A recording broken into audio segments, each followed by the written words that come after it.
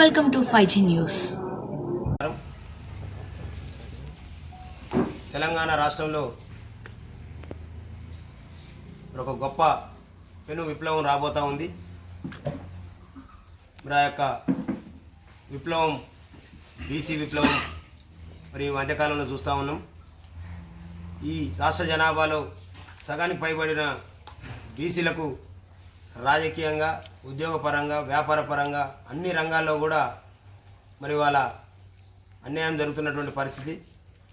అన్ని పార్టీలు కూడా ఎన్నికలు రాగానే బీసీలని మేము అది ఇస్తాం, ఇది ఇస్తాం, అది చేస్తాం, ఇది చేస్తాం అని చెప్పి మరి మోసగిస్తున్నటువంటి సందర్భాలే గత 7 దశాబ్దాల నుండి కూడా మరి ఇక్కడ ఉన్నటువంటి బీసీలు అనుభవిస్తూ ఉన్నారు. మరి ఇప్పటికైనా ఈ బీసీ సమాజం మేల్కొన్నది కాబట్టి మరి యొక్క పార్టీల వైఖరి కూడా మార్చుకుంటూ మరో మార్గంలో బీసీలని మోసం చేసేటటువంటి కుట్రలకు తెరలేపుతున్నటువంటి సందర్భం చూస్తూ ఉన్నాం. ఏదైతే కాంగ్రెస్ పార్టీ ఎన్నికలకు ముందు బీసీ కులగణన చేపట్టి బీసీల వాటా ప్రకారం రాజకీయంగా 42% స్థానిక సంస్థల్లో, చట్టసభల్లో కూడా మరి అవకాశం కల్పించడానికి ప్రయత్నం చేస్తామని చెప్పడం కావచ్చు, మరి వాణిజ్య వ్యాపార రంగాల్లో 42% రిజర్వేషన్ కావచ్చు, బీసీ డిక్లరేషన్ కావచ్చు, ఎంబీసీ బీసీ కులాల కార్పొరేషన్ ఏర్పాటు చేసి మరి సంవత్సరానికి మరి 20 కోట్లతోని మరి 5 సంవత్సరాల్లో 1,00,000 కోట్ల బడ్జెట్ కేటాయించి మరి ఆ యొక్క బీసీ కులాల్ని ఆదుకుంటామని చెప్పినటువంటి విషయం కావచ్చు, మరి బీసీల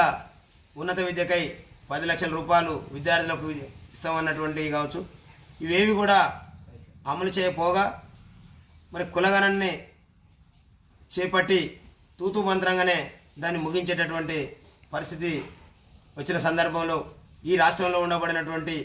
అన్ని బీసీ కుల సంఘాలు, బీసీ ఇంటలెక్చువల్స్, బీసీ మేధావులు, బీసీ రాజకీయ ప్రముఖులు, బీసీ ఉద్యమకారులందరూ కూడా మరి బీసీలు ఏకం గారు అనేటటువంటి పరిస్థితిలో ఉండబడినటువంటి పార్టీలని కళ్ళు తెరిచే విధంగా, దిమ్మ దిగే విధంగా ఐక్యమై మరి గర్జించిన సందర్భంలో మరి కాంగ్రెస్ పార్టీ దిగొచ్చి మరి బీసీలని మళ్ళీ రీసర్వే చేస్తామని చెప్పడం మరి యొక్క బీసీ సమాజం యొక్క విజయంగా భావిస్తూ, బీసీల గొప్పతనంగా భావిస్తూ మరి దీంట్లో భాగస్వాములైనటువంటి ఈ బీసీ సమాజానికి మరి బీసీ ఉద్యమకారుల తరఫున బీసీ జాక్ పక్షాన మా బీసీ కుటుంబ సభ్యులందరూ కూడా ధన్యవాదాలు తెలియజేస్తా ఉన్నాం. అంతేకాకుండా మరి అలా జరుగుతున్నటువంటి బీసీ ఉద్యమం ఈ దేశమంతా తెలంగాణ వైపు చూసేటటువంటి పరిస్థితి కనిపిస్తూ ఉంది. గౌరవ కాంగ్రెస్ పార్టీ ఏఐసిసి నాయకులు రాహుల్ గాంధీ గారు మరి దేశంలో ఉండబడినటువంటి బీసీలను